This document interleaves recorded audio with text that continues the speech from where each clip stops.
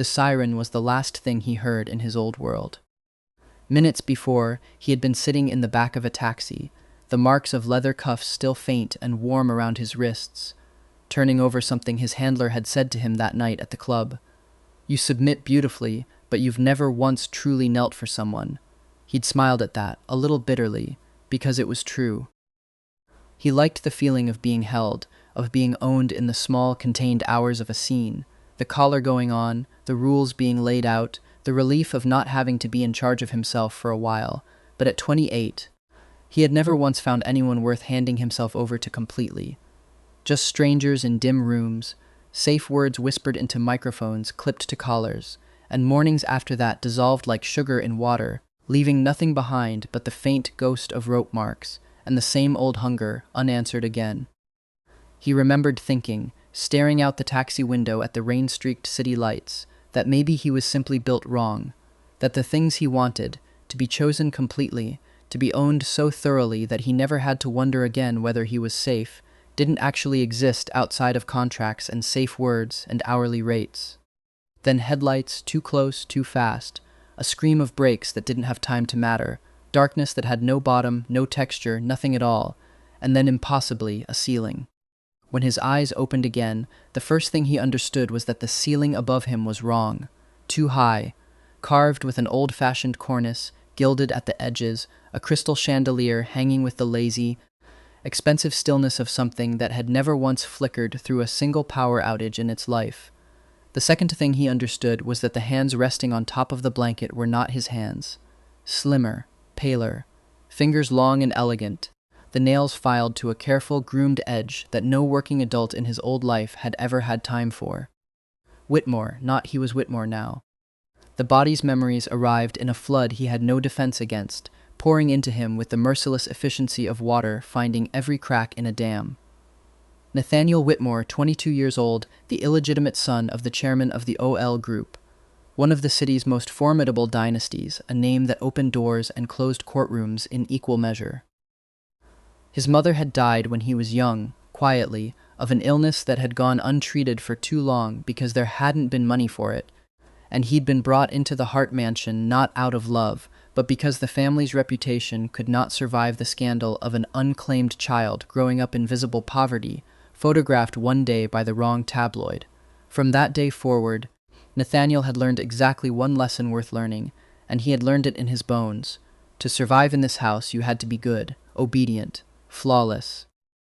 You had to give absolutely no one ever a single reason to want you gone. He lay very still, letting the vertigo settle, cataloging the room, the silk drapes, the private bathroom visible through a half-open door, the closet that, when he finally worked up the nerve to check it later that morning, held more clothes than his entire apartment back home could have fit. And he remembered something else, something that made his stomach drop even faster than the transmigration itself had. He had read this story before.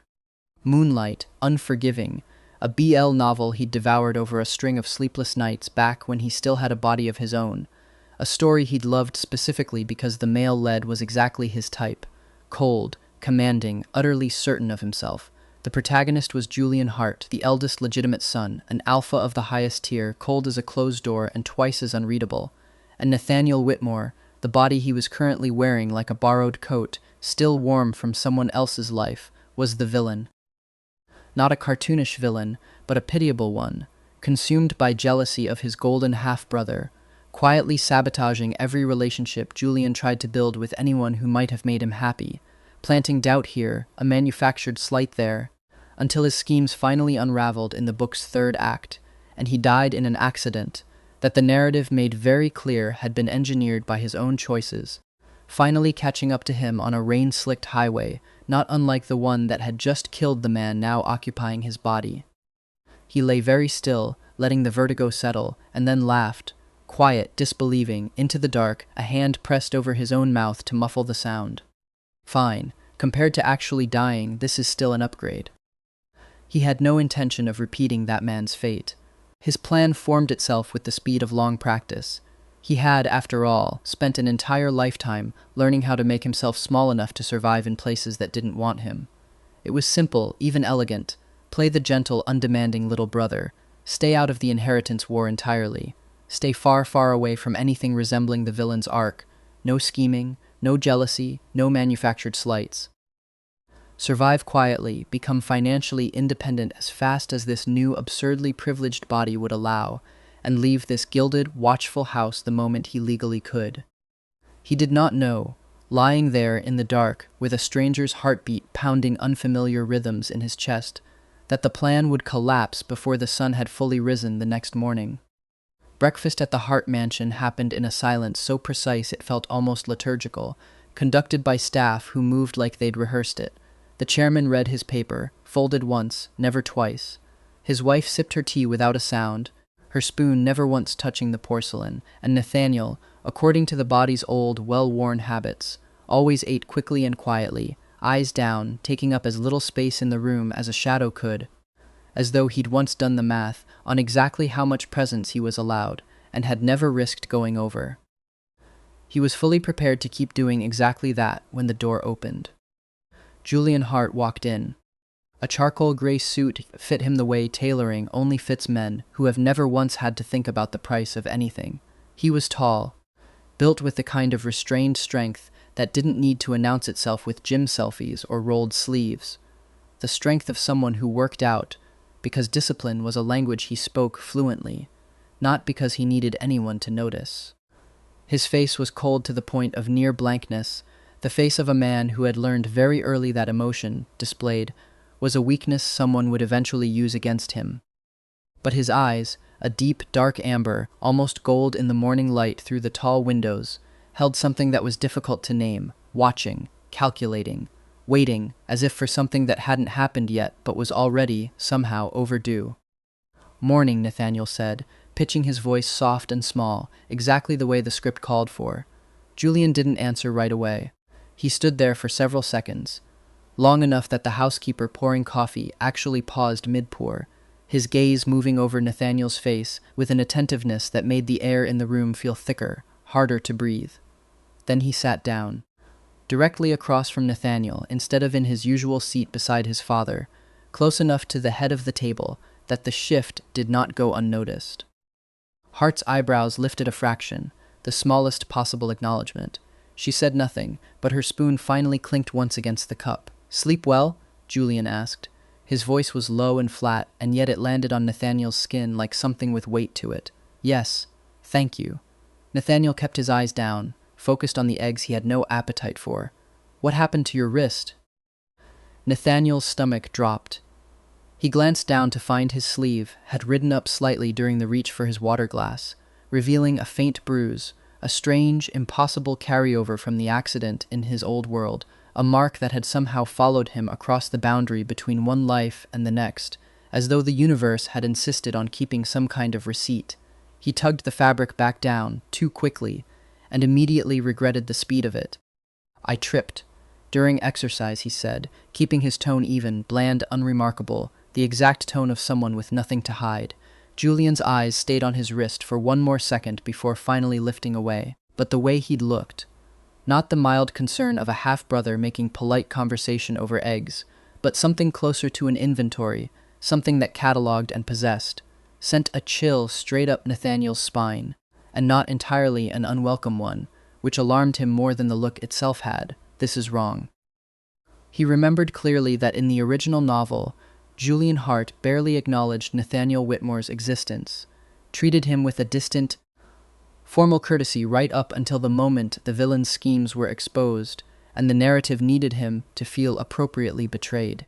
But the man sitting across from him now was studying his every gesture with the focus of someone reading a document he intended to memorize. Breakfast ended. Nathaniel stood to leave, murmuring an excuse about a study group, and was stopped at the door before he'd made it 2 steps into the hallway. "Nathaniel." He turned. Julian was already there, having crossed the room in the time it took Nathaniel to reach for the handle, a full head taller up close, radiating that particular, invisible pressure that only top-tier alphas seemed to carry with them, like weather they'd brought in from outside. "From now on, if you go out, tell me first," Julian said. It wasn't a request. It was an order dressed carefully in soft, reasonable clothing. "You don't need to." "I need to." He cut in, his gaze dropping to meet Nathaniel's, pinning him in place with an intensity that made him briefly forget how to breathe properly. "I don't want anything happening to you." Then he was gone, footsteps unhurried down the marble hallway, leaving Nathaniel standing frozen by the door, his pulse racing for reasons he did not want to examine too closely. Not yet, not with his coffee still going cold on the table behind him. "This is not the story I read," he thought, pressing a hand flat against his own chest, as though he could physically slow his heart down through the effort of it. So why does this feeling, this exact feeling, already feel so familiar? 3 weeks passed, each one stacking small, unremarkable evidence on top of the last, and Nathaniel arrived, slowly and with great reluctance, at an uncomfortable truth. Julian Hart had never treated anyone the way he treated him. Julian remembered, without being told, exactly which foods Nathaniel avoided. Cilantro, oysters, anything too sweet before noon, and simply had them removed from meals he was present for, without comment, as though it were nothing at all. He knew Nathaniel was afraid of thunder, though no one had ever mentioned it to him. The one storm that rolled through that month, Julian had appeared in the doorway of the library, where Nathaniel sat with a book he wasn't reading, said nothing, and simply stayed until it passed. He appeared with unsettling precision exactly when Nathaniel ran into some small trouble: a flat tire outside a coffee shop, a rude stranger at a charity event, like an umbrella opening a half-second before rain that hadn't even been forecast, weather that only seemed to exist because he'd decided somewhere to walk directly into it and intercept it before it reached anyone else. And every time Julian stood close, every time he issued some quiet command in that low, deliberate voice: "Sit here, not there. Eat something. You skipped lunch. Look at me when you say that." Something in Nathaniel, some part of him that he'd assumed only lived in dark rooms with rope and a stranger's hand at the back of his neck, answered like a struck bell, a note held long after the instrument should have gone quiet. He sat alone in his room one night, looking out at the dark garden through glass cool enough to fog faintly at his breath, and forced himself, finally, to be honest. "I'm attracted to him." Not just attracted. Julian Hart, cold, powerful, carrying an authority that required no effort, no performance, no raised voice ever, was, without exaggeration, without the comfortable distance of metaphor, the exact shape of the master Nathaniel had spent an entire previous lifetime searching for in badly lit clubs and never once finding. A man strong enough to hold him without flinching from what that holding might require. Sharp enough to see straight through the good boy mask he'd built so carefully, brick by careful brick, since the day he arrived in this house. And this was the part that mattered most, the part that made his chest ache in a way he didn't have a clean word for, steady enough that he would not simply walk away, no matter how far Nathaniel pushed, no matter how ugly the truth underneath the mask eventually turned out to be. The problem, of course, was that on paper, in every legal document in this house, they were brothers. And Nathaniel was hiding another secret, one even more dangerous than his illegitimacy. He was an Omega, not the Beta his falsified medical records claimed. His mother had paid, quietly and with money she didn't have, to bury the truth before she died, terrified of what an Omega child would become inside a family like this one. A bargaining chip passed between boardrooms, a political marriage negotiated over dinner while he sat, ignorant, at the same table. He'd spent 22 years hiding his real biology under suppressants that gave him headaches he never complained about, and a constant, low-grade vigilance that had become as automatic as breathing. If Julian ever found out, if that particular dangerous instinct in top-tier alphas ever recognized what it was actually looking at, Nathaniel didn't let himself finish the thought. Some doors, even in his own head, needed to stay shut a little longer. But another part of him, the part that had once knelt in dim rooms and craved, more than anything else in either of his two lives, to be fully held by someone who meant it, someone who wasn't just renting an hour of control before going home to an entirely separate life, whispered a far more dangerous question into the quiet of the room. If he knew, would he hold me even tighter? His plan, be a harmless little brother, disappear quietly, get out clean, had, without his fully noticing the exact moment it happened, already curved into something else entirely, something with a gravity of its own that he was no longer certain he wanted to escape. Nathaniel wasn't the type to cause trouble outright. Not visibly, anyway. not in any way that would leave fingerprints. But he knew, with the precision of long practice, exactly how to make a tree grow crooked without ever laying a hand on it. You simply planted it beside a window facing the wrong direction, and let the light do the rest of the work for you. When one of Julian's colleagues, a young, easy-smiling alpha named Marcus, visiting on some pretext about a merger, happened to stand a little too close to Nathaniel during a family gathering in the garden, laughing at something inconsequential Nathaniel had said about the roses, Nathaniel didn't step back right away. He let the moment stretch 3 full seconds, long enough for Julian's expression, from across the lawn where he stood trapped in conversation with a business partner, to darken like a sky pulling itself together before a storm. Not quite long enough for anyone else present to notice anything strange at all, not even Marcus, who kept talking, oblivious, about whatever it was he'd been saying. That night, Julian knocked on his door, not the polite double tap he usually used, something sharper. "Who is Marcus to you?" No greeting, no preamble. He was still in his shirt sleeves, tie loosened, as though he'd come straight from wherever he'd spent the evening stewing. "Just a friend of yours," Nathaniel said, eyes lowered, voice trembling, just enough to sound genuine and not 1 degree more. "Why do you ask?" "He stood too close to you." "I didn't really notice." Nathaniel bit gently at his lower lip, a small gesture whose effectiveness he understood with the exactness of an engineer reading a blueprint. "Are you angry with me?"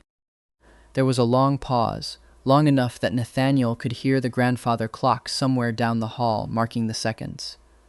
Julian stepped into the room, pulling the door shut behind him with a quiet, deliberate click, and when he spoke again, his voice had dropped a register lower, closer to something dangerous, something that lived under the composed surface he showed the rest of the world.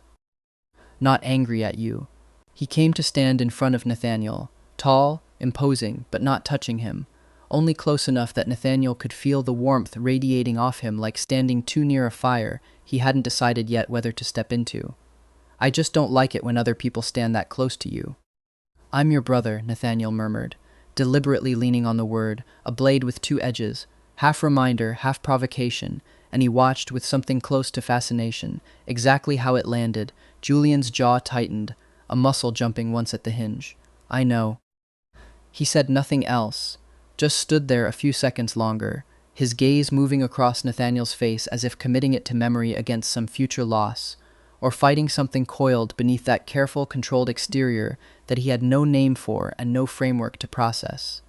Then he turned and left, the door closing with more force than strictly necessary, and Nathaniel stood alone with his heart hammering and a small, satisfied smile he didn't try very hard to suppress. Exactly as expected. Julian Hart believed, with total and miserable conviction, that he was fighting a wrongful desire for his half-brother, a desire he was certain reflected some rot in his own character that he needed to strangle before it grew any further. He had no idea that the innocent little brother he was so carefully trying not to want was, piece by piece, gesture by gesture, leading him precisely down the path he already secretly craved, but did not yet have the vocabulary to admit to himself.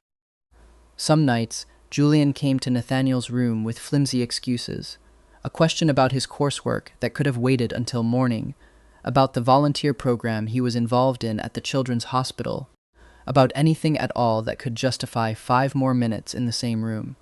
Other nights he simply stood outside in the hallway, silent, long enough that Nathaniel could see the shadow of his feet under the door, as though interrogating himself before he could bring himself to either knock or walk away again. Nathaniel understood, with a clarity that occasionally frightened him, that he was watching a man fight a war against himself, and losing it slowly, on purpose, in a way that suggested some part of him wanted to lose. Julian's mouth kept saying the correct things. "We're brothers. I shouldn't think about you this way. This needs to stop." But his actions betrayed every single word of it. Touches that lingered a beat too long and were labeled accidental afterward. Rides offered where none were needed. Pointed questions about everyone in Nathaniel's small orbit of friends and classmates, delivered in a tone that pretended to be idle curiosity and fooled absolutely no one who was paying attention. "You shouldn't treat me like this," Nathaniel said once, letting a thread of manufactured fear into his voice as they stood in the hallway outside his room. "People will start to think." "Think what?" Julian's eyes went dark, his whole body going very still. "It's nothing." Nathaniel turned away, slowly enough that Julian could clearly see the flush rising in his cheeks under the hallway light, a flush that was, admittedly, only about 60% performance. He knew exactly what he was doing. He was turning himself into a puzzle Julian couldn't stop solving, a line Julian both wanted to respect and wanted, badly, urgently, to erase with both hands. And every time he watched Julian tear himself apart over it, watched the muscle isn't his jaw, the white-knuckled grip on a glass of water he wasn't drinking, the long silences that used to be comfortable and now vibrated with something unspoken, the submissive instinct buried deep in Nathaniel, the part of him that had spent a lifetime and a half looking for exactly this kind of consuming, undivided attention, settled a little further into satisfaction, because the tearing itself was proof. Julian Hart was not indifferent. He was already owned, body and mind. He simply hadn't admitted it yet, not even to the mirror. But Julian didn't have the whole picture, and that gap in his knowledge sent everything spinning in a direction not even Nathaniel could fully steer anymore, however carefully he thought he was managing it. Julian believed, with total conviction, that he was the only one feeling anything at all, that he was in love, alone and wrongly, with an innocent, oblivious boy who had no idea what he inspired in the people around him. And from that mistaken belief, his logic curved into something simple and merciless in the way that only a lonely man's logic can. If Nathaniel didn't know, then the only way to keep him, the only way to make sure no one else ever noticed what Julian had already noticed, claimed him first, took him away, was to hold him closer. Tighter, until nothing, not time, not distance, not anyone else's laughter in a garden, could slide into the space between them. Nathaniel first noticed the shift when their easy, half-natural conversations began to curdle, almost imperceptibly at first, into something closer to interrogation. Julian started asking, in increasing and increasingly specific detail, about Nathaniel's schedule, who he saw, where, for how long, whether the person in question was an alpha or not, a question he never quite phrased directly, but that hovered under every other one he asked. What began as gentle, disguised as concern questions over dinner hardened, over the following weeks, into a constant structural presence, a private driver for convenience and safety, then a personal assistant to help with the volunteer program's logistics.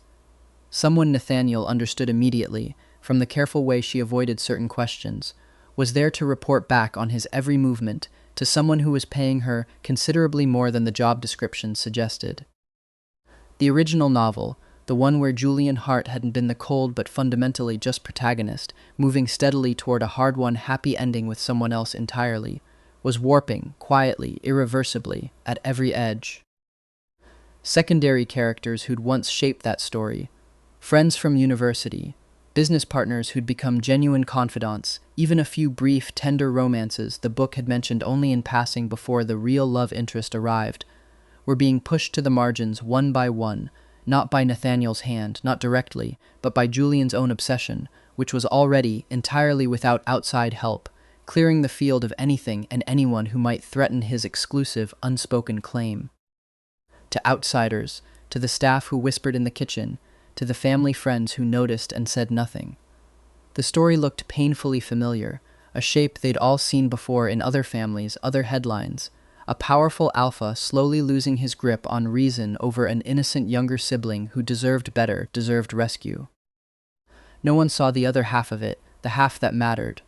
The younger sibling sitting by his window every single night, watching the light in Julian's study burn long past midnight, thinking, quietly, with something that felt uncomfortably close to tenderness, just a little further now. You're almost there. The turning point came on a rainy night, the kind where the whole city seemed to be holding its breath under the water. Nathaniel, in the course of a small, deliberate move, leaving an ambiguous text from Marcus visible on his phone's lock screen where anyone glancing at the table might see it, one more calculated step in a long campaign to provoke Julian's jealousy, misjudged, for the first time since arriving in this body, exactly how much control he actually had over the situation he'd built. Julian saw the message after a long, exhausting day at the office, a board meeting that had gone badly, his patience already worn thin as a stretched wire that had been vibrating under tension for weeks without release. He didn't explode. That had never been his style, not once, not even as a child, the household staff would say. But the silence that followed, stretching out across the room like something with physical weight, was somehow worse than shouting could ever have been. He walked into Nathaniel's room without knocking, which he had never done before, set the phone down on the desk with exaggerated care, as though setting down something he badly wanted to throw, and asked, in a voice so quiet it barely qualified as speech at all, "What are you hiding from me?" "Nothing," Nathaniel said, and for the first time in months of careful performance, the tremor in his own voice wasn't entirely an act. Something in Julian's eyes that night made Nathaniel, despite months of practice steering these moments exactly where he wanted them to go, falter, genuinely falter, in a way that frightened him a little.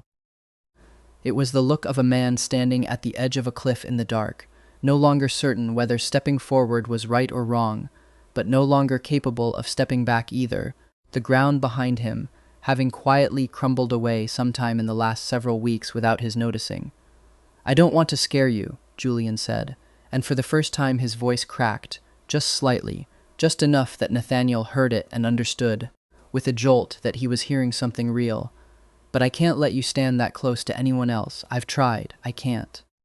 Weeks of pressure, the constant, grinding strain of suppressing something he believed, with genuine anguish, was fundamentally wrong, layered over the tension of that particular night.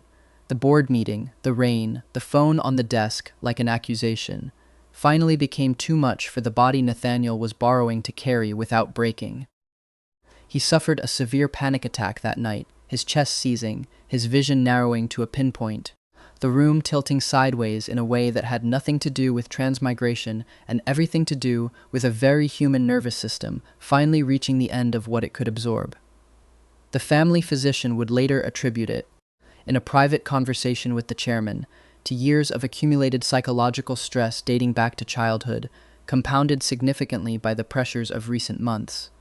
A diagnosis that was, in its clinical way, not wrong at all. The family made the decision to send him to a private mental health facility outside the city, a quiet place with gardens and gates and doctors who didn't sell stories to the tabloids to rest and recover away from the pressure of the house. It should have been the moment everything cooled down. Instead, Julian, rather than stepping back the way his parents privately hoped, and even, in his father's case, quietly suggested over a tense dinner, redirected the full, overwhelming force of his time and resources toward that facility instead. He privately hired a team of specialists to oversee Nathaniel's care, doctors flown in from 3 different countries, a nutritionist, a therapist whose sole client, for that month, was effectively Nathaniel alone.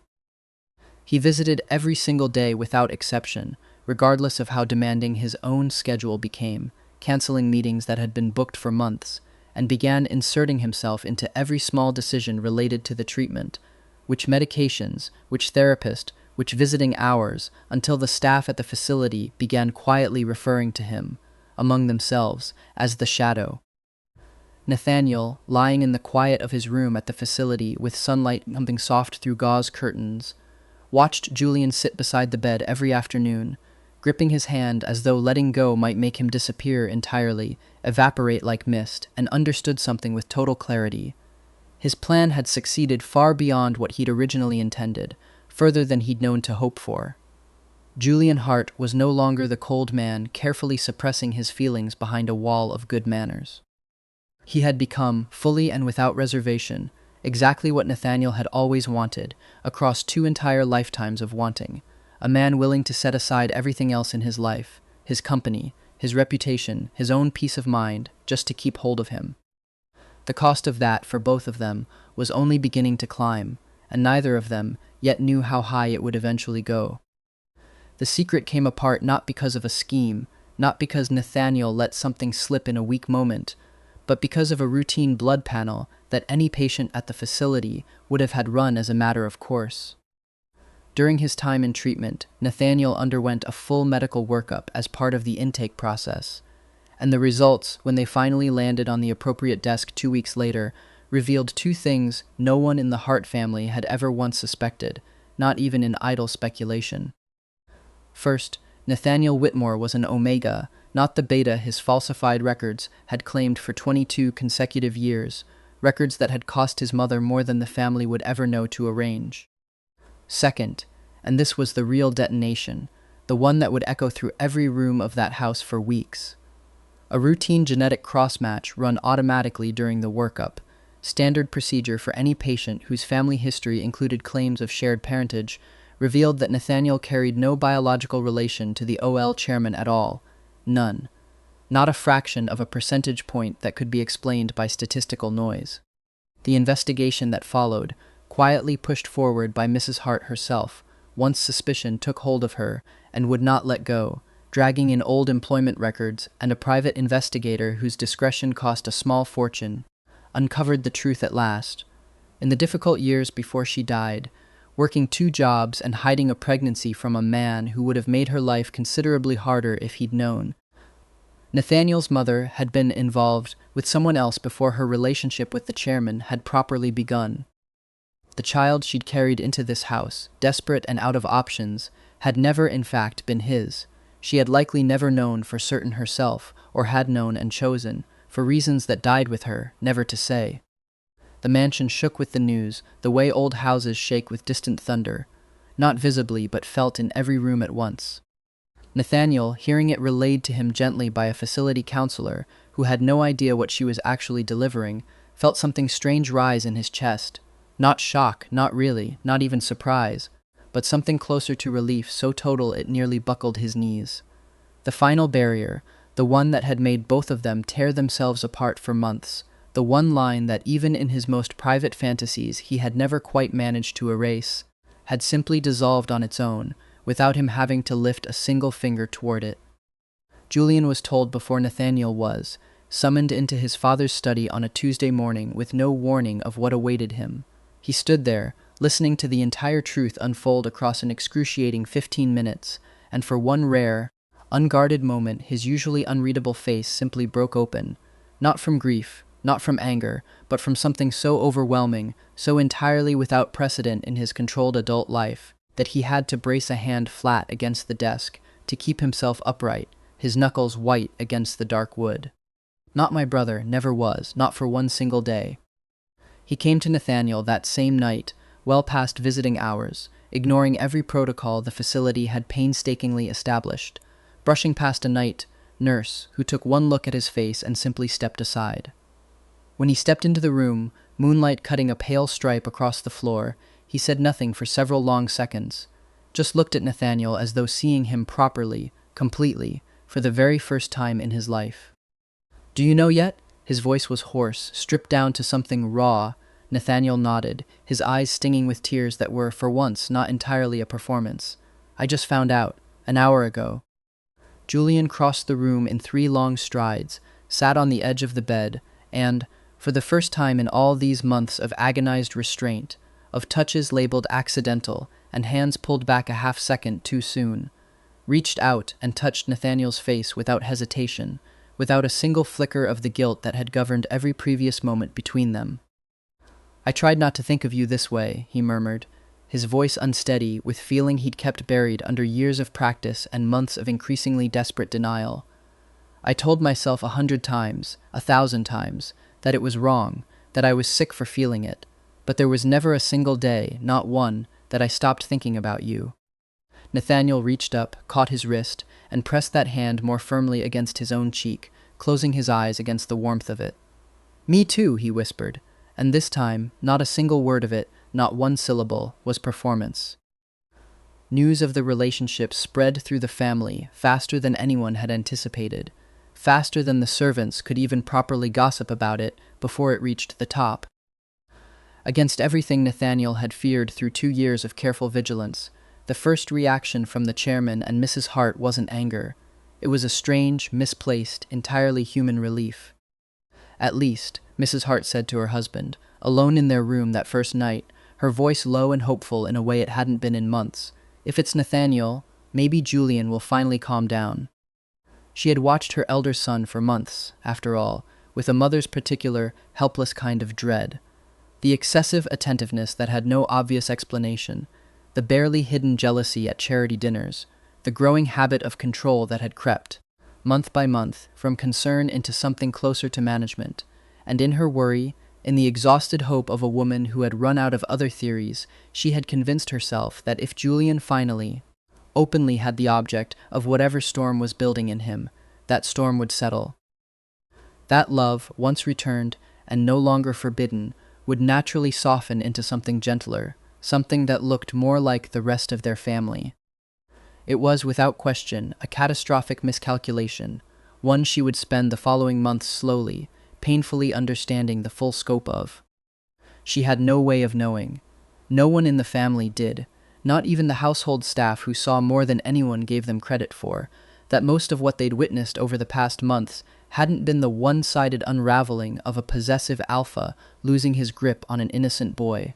It had been the product of a game with two players, each one in their own careful way, pulling the other deeper into something that had long since outgrown any ordinary boundary either family had a name for. The chairman, more pragmatic than his wife in the particular way that men who have spent their lives in boardrooms tend to be, saw the matter through a somewhat colder lens. No blood relation meant no legal or moral obstacle stood in the way of formalizing the relationship within the family, whatever the optics might eventually require managing. He accepted it, over a glass of scotch he didn't usually allow himself before noon, partly out of a genuine, if belated, respect for his son's evident feelings, and partly because he understood, with the clarity of a man who had negotiated hundreds of difficult deals, that opposing Julian in his current state would only make things considerably worse for everyone involved. But both of them, in their different ways, underestimated one crucial thing. Julian Hart, now that every barrier had been formally removed, had absolutely no intention of calming down. If anything, the sudden, sanctioned freedom only let the possessiveness he'd suppressed for years, white-knuckled, detonate at full and unrestrained strength, with nothing left to hold it back. He began bringing Nathaniel to every family event, publicly, without a moment's hesitation, his hand at the small of Nathaniel's back in a gesture that read, to anyone watching, as unmistakably proprietary. He restructured his own demanding work schedule to avoid being away from him for more than a few hours at a stretch, turning down a promotion to an overseas division that would have required 6 months of travel. He started referring to the two of them as we, in board meetings, in casual conversation, in a tone that made even his own parents go quiet at the dinner table, unsure whether to be pleased or alarmed. And Nathaniel, standing beside him through every one of these moments, his fingers laced with Julian's in front of people who had once looked at him like furniture, felt it with total unguarded clarity. This, exactly this specific and consuming devotion, was what he had wanted across 2 entire lifetimes of wanting and never quite finding it.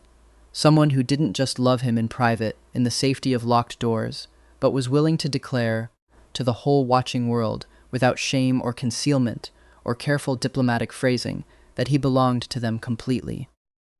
Mrs. Hart's initial relief didn't last long, perhaps 6 weeks by Nathaniel's private count, before the cracks in her comfortable theory began to show. She began noticing small, unsettling details that accumulated the way sediment accumulates, 1 grain at a time, until suddenly there was a riverbed where there hadn't been one before. The way Julian always positioned himself between Nathaniel and anyone else in a room, angling his own body like a wall without seeming to think about it at all. The way he checked Nathaniel's phone openly at dinner, without a hint of shame or apology, and Nathaniel simply handed it over without protest. The way her youngest, who in her eyes had always been a gentle, fragile child, someone she'd never quite stopped feeling protective of, despite the 6-figure trust fund and the growing pregnancy that would come later, seemed to grow quieter, more withdrawn, folding in on himself whenever Julian wasn't in the room, as though some essential light switched off in his absence. She had no way of knowing that most of that withdrawal was a mask Nathaniel maintained on purpose, with the same discipline he'd once used to survive his own childhood, because a Nathaniel who was too relaxed, too visibly at ease and independent, would no longer stoke the protective, possessive instincts that Julian's whole equilibrium had come to depend on. But to a mother watching only the surface of things, filtering everything through decades of instinct about her own children, what she saw was more than enough to trigger a fear that kept her awake at night, staring at the ceiling of her own gilded bedroom. That boy is being kept prisoner, she told her most trusted household manager one evening, her voice shaking in a way the woman had never heard from her employer before. Julian is turning him into a hostage inside his own home, and none of us are doing anything about it. She decided, after another sleepless week, to act. The plan was arranged quietly, over the course of several days, with the particular efficiency of a woman who had once, decades earlier, run away from her own difficult family and never forgotten how. A fake doctor's appointment scheduled for a Tuesday morning, a car waiting at the seldom-used back gate with a driver who owed her a debt from years ago, a remote seaside property in another province whose address only she and the manager knew, purchased under a shell company 2 decades prior for exactly this kind of contingency, though she'd never imagined using it this way.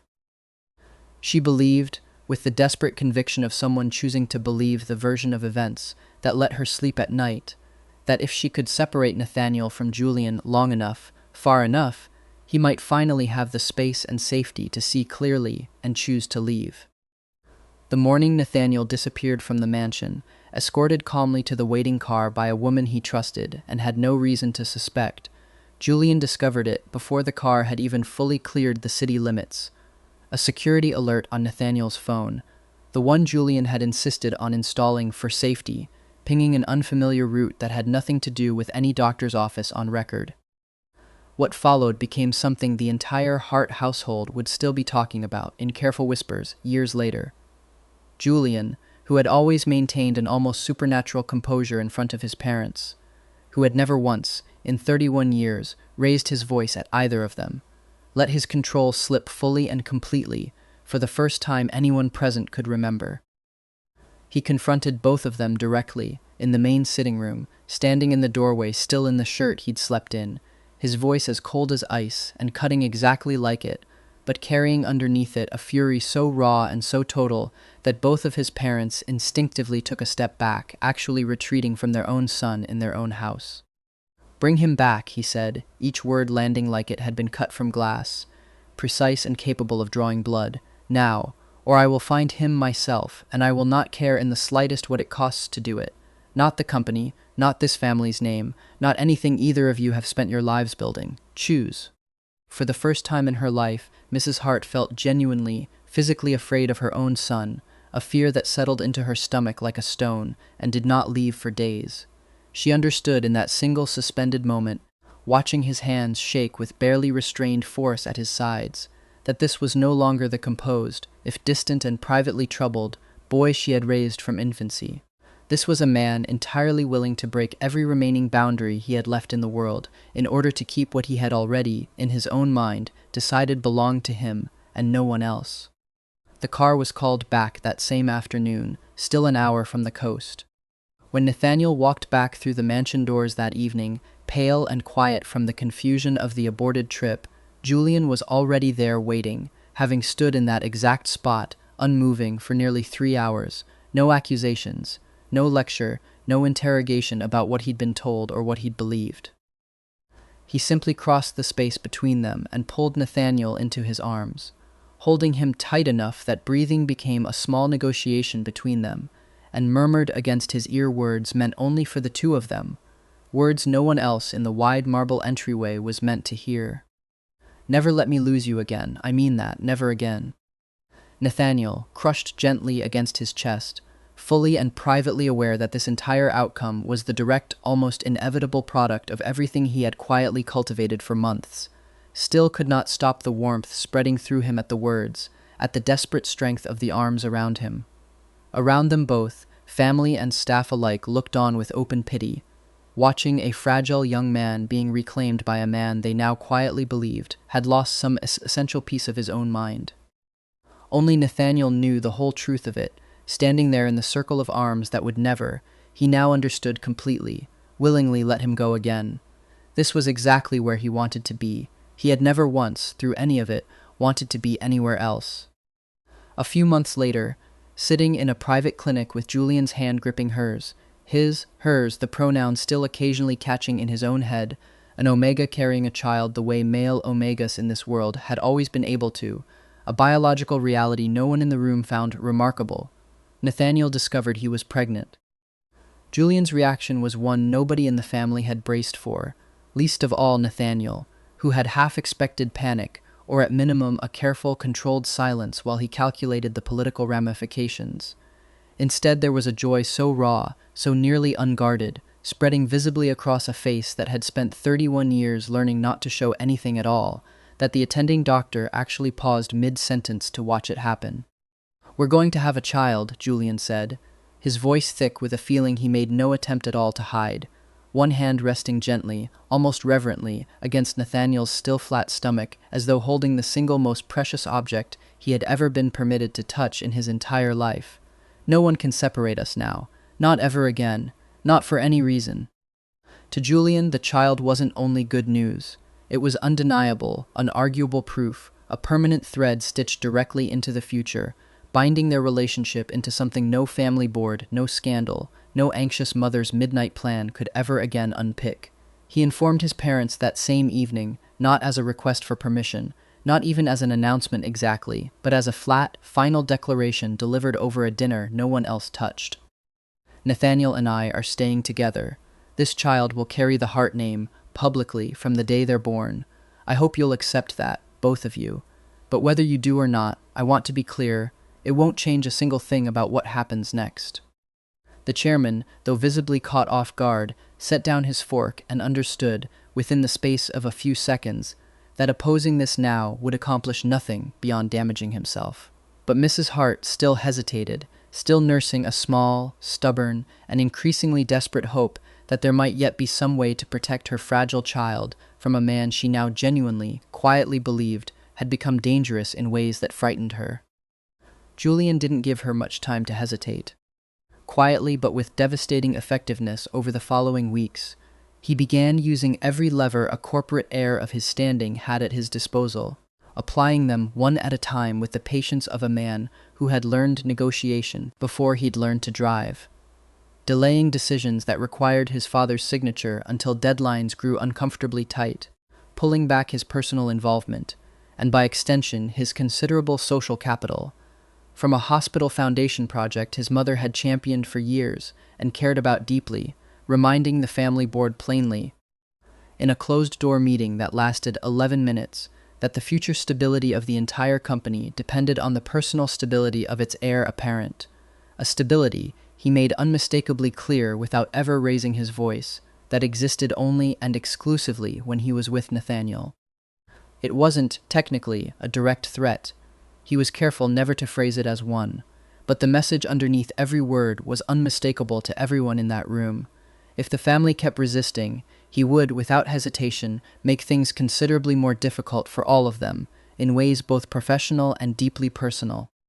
Eventually, after another 2 tense weeks, Mrs. Hart relented, not because she had been fully persuaded, not because her fear had genuinely lifted, but because she recognized, with real bitterness, a truth she could no longer avoid. Continuing to fight only pushed Julian further and further toward extremes she had no ability to predict, and in that scenario, the person who would suffer most in the end would still be Nathaniel. "If this is truly what you want," she told Julian one evening, her voice tired in a way that aged her 10 years in a single sentence, "I only hope, for both your sakes, that you treat him well." Julian nodded, accepting the words with appropriate gravity, but the look he turned toward Nathaniel afterward, when his mother had already left the room, carried something other than simple concession in it. It was triumph, quiet and complete. The family formally accepted the relationship within the month.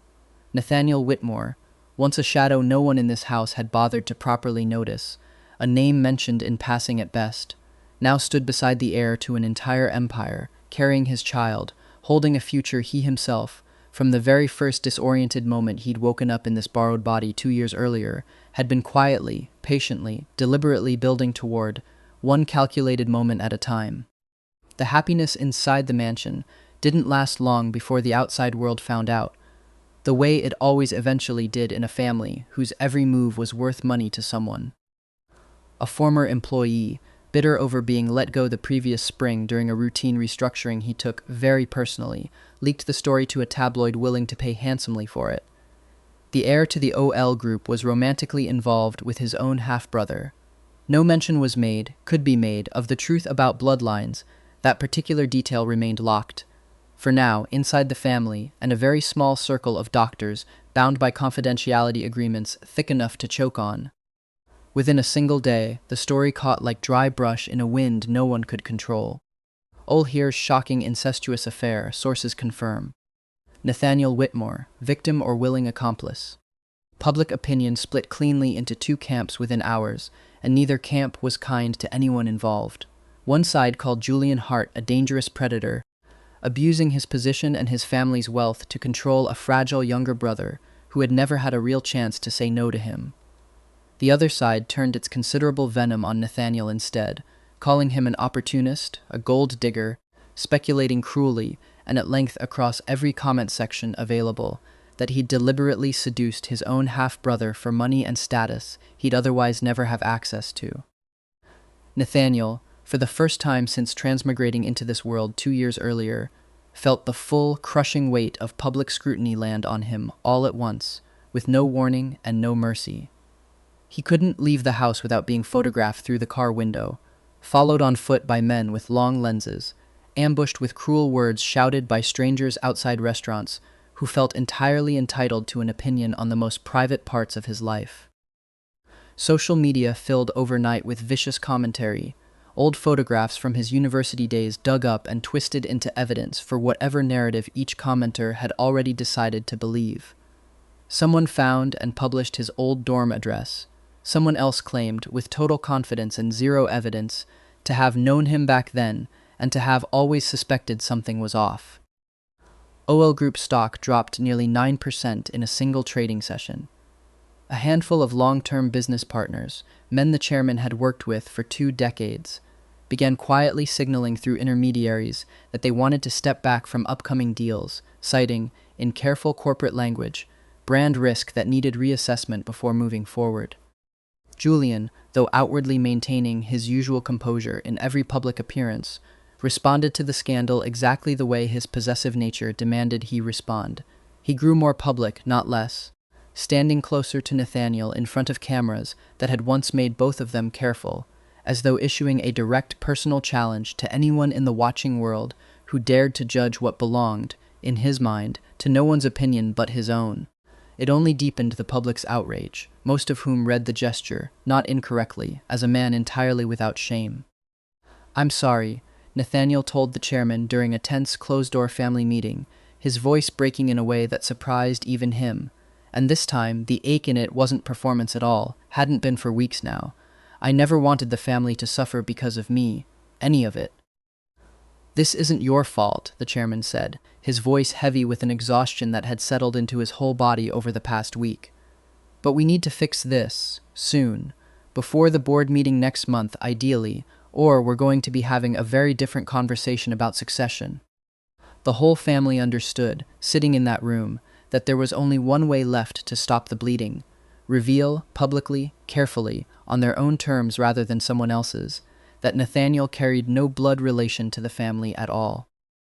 Rather than a simple press release, a route the communications team initially proposed and that Julian rejected within minutes, calling it, accurately, an invitation for more speculation, not an answer to it.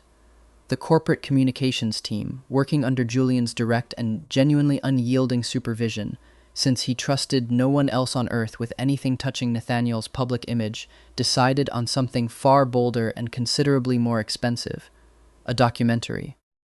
Not a dry statement of biological facts delivered by a lawyer, but an emotionally shaped story, polished carefully over 6 weeks of editing by a director known for exactly this kind of prestige work. Nathaniel's difficult childhood before entering the Hart household, filmed with soft, sympathetic lighting and a score that swelled at all the right moments. The two of them growing up under the same roof without either ever knowing they shared no blood at all. A quiet, tender love that had bloomed slowly, almost accidentally, between two people raised side by side but never, it turned out, biologically related in the way the world had assumed. The film carefully, deliberately avoided the darkest chapters of the actual story. No mention anywhere in 94 minutes of the months, Julian had nearly lost himself entirely to something that looked, from the outside, indistinguishable from obsession. No mention of the facility Nathaniel had once been quietly sent to, its name scrubbed from every visible record the production team could access. Instead, the film painted a careful, deliberate portrait of a cold but fundamentally sincere Julian Hart, a man who had quietly, patiently protected and cared for a vulnerable younger boy from the moment he'd arrived, frightened and grieving, into an unfamiliar and intimidating family, long before that protective care had deepened, slowly and organically, into something more. The premiere, held with calculated intimacy at a single theater rather than a splashy public event, drew even more attention than the original scandal had generated. The public, always hungry for a redemption arc dressed convincingly as a genuine love story, began to shift, slowly at first and then with real momentum. The cruelest comments thinned out over the following weeks, crowded off the front page by softer, more forgiving ones, replaced increasingly by public debates about social prejudice and love that overcomes adversity, the exact framing the communications team had spent 6 weeks and a considerable budget engineering. OL's stock steadied within the month and began gradually to climb back toward where it had been. Julian never fully escaped the shadow of what the public had witnessed during those brutal weeks of scandal. Plenty of people, forever after, would still see him as a frightening, possessive man, dangerously extreme in ways a documentary could soften but never entirely erase. But now, at least, that possessiveness was viewed publicly through the more forgiving lens of a deep, devoted, hard-won love rather than something to be uniformly condemned by strangers on the internet who knew none of the actual details. Nathaniel sat beside Julian at the small, private family screening held before the public premiere, holding his hand tightly as the film's final shots played across the screen. A carefully staged, beautifully lit image of the two of them standing together in golden evening light in the mansion garden, hands interlaced, an ending manufactured with real skill for a public that needed something clean and lovely to believe in. The truth, of course, sitting quietly underneath all of it, was far more complicated than anything 94 minutes of careful editing could ever hope to capture. This was never, not from the very first disoriented moment in that unfamiliar bed, a story about an innocent victim fleeing a captor who had simply lost his mind somewhere along the way. Nathaniel Whitmore had understood his own hidden desires with total clarity from the very first moment he woke up in this body, had recognized immediately what shape he was looking for, and had, with total and patient deliberation across 2 long years, guided Julian Hart, one carefully placed moment at a time, into becoming exactly the kind of master he had always craved and never once found in any dim, rented room back in his old life. Julian remained, underneath the documentary's soft focus and the public's slowly softening opinion, a genuinely dangerous man, possessive in ways that would alarm most people, capable of frightening, extreme decisions when he believed something of his was threatened. But Nathaniel didn't merely tolerate that intensity, didn't simply endure it as the price of being loved. He actively, deliberately cultivated it, season after season, finding in the sheer consuming weight of it a sense of safety and belonging he had never once experienced across either of his 2 entire lives, not in any club, not with any stranger, not anywhere at all until now. A few months later, on a quiet spring morning, a baby girl was born into the Hart mansion, carrying the Hart name proudly and publicly from the moment her birth was announced, with her father's striking amber eyes and her other father's gentle, unguarded smile. Julian held her carefully, almost disbelievingly, standing beside Nathaniel at the tall window overlooking the garden, the same garden visible from the dining room where all of this had first begun, years earlier, over a silent breakfast neither of them could have known would change the shape of both their lives so completely. "Any regrets?" he asked quietly, his voice not entirely steady, not entirely clear even to himself whether he meant the scandal, the turbulent, frightening months behind them, the facility, the failed escape, or simply the enormous, permanent choice to make him, of all the people in the world, master of Nathaniel's life for however long they both had left.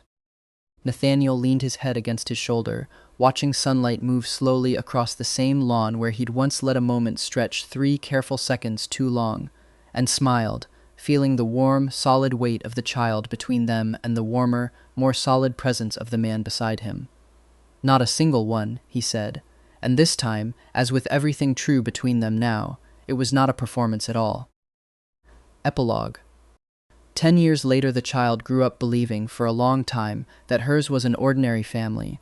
As ordinary as a family could be, at least, when your surname opened doors before you'd said a word and photographers occasionally waited outside your school.